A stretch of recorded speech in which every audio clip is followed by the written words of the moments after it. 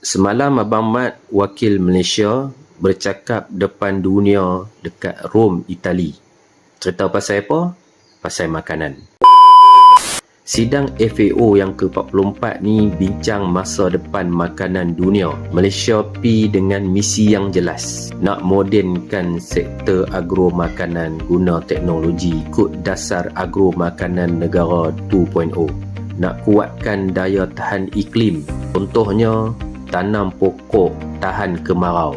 Nak bantu petani kecil dan pastikan semua orang dapat makanan sihat. Guna drone, data satelit dan pembiayaan digital untuk mudahkan kerja tani. Dan yang penting, kita kecam guna kebuluran sebagai senjata perang.